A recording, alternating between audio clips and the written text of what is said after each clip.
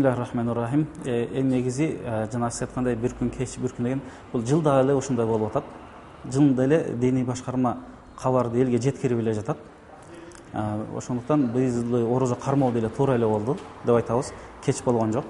Анткени айга пайгамбар саллаллаху алейхи вассалам айга карап орозону кармагыла, айга карап оозуңарды ачкыла деген пайгамбардын хадиси бар.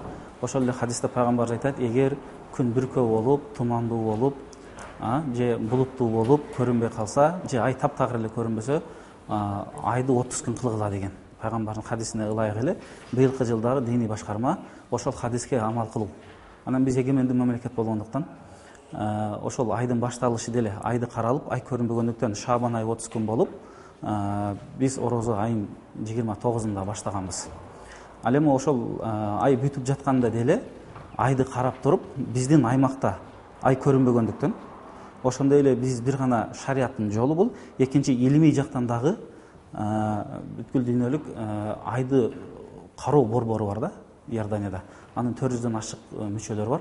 Мана ошолордун чыгарган календары, ошолордун чыгарган карталарынын негизинде ай көрүнбөй турганлыгы маалым болгондуктан биздин муфтият алдына эле 29-у ай деп белгилеп келди да. Белгиледи ошо негизинде. Анан айда көрүлдү. Биздин уламаларыбыз Кыргызстан боюнча 5-6 комиссия Баткенде, Жалал Абадта, Ошто, Бишкекте бардыгы айдын көрүнбөгөндүгүн тастагандыктан ошол ай көрүнгөн жок. Бул пайгамбар саллаллаху алейхи вассалам сөзүнө дагы амал кылып, ошол негизинде кабар жеткирилди. Менин оюмча, бул мисалы кабар жакшы эле жетти деп ойлойм. Эми укпагандар болсо, ошондон кээ бирлер башка мамлекеттерди ээрчитме кылат. Ал эми биз өзүбүздүн мамлекет, эгемендүү мамлекет болгондуктан, өзүбүздүн алымдар бар болгондуктан, өзүбүздүн муфтият диний башкарма болгондуктан ошонун негизинде чечилип атат. Эгер ай көрүнгөн болсо, ошо пайгамбар ошончо ачык айтып атат да, ай көрүнбөсө, күн булуттуу болсо, эч нерсе көрүнбөсө, анда айды көрүнбөгөнүңөр анык болгондуктан айды 30 күн толуктагыла. Рамазандан алдыңкы ай Шабан болсо, Шабанды 30 күн кылгыла. 29-чы Шабан күнү чыгып ай каралат. Каралган болсо, көрүнгөн болсо эртең орозо болот.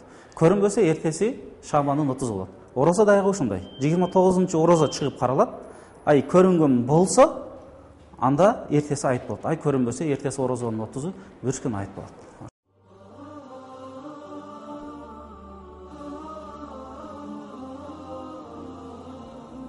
Эми эрте түшкө чейин тамак жебей жүргөндөр болсо, орозосун түшкө чейин ниет кылып кармай берет. Ал эми жеп алып, билбестен жеп алып, ачып алып деген болсо, ал айттан кийин бир күн ордуна кармап берет. Ошону менен толук болот. Өздөрү шектүү болуп белгисиз болуп калгандыктан бул жерде 60 күн кармабайт. Ордуна бир күн эле кармап берет. Эч нерсе жебеген адамдар болгон болсо, ал кечке чейин орозосун кармай берет.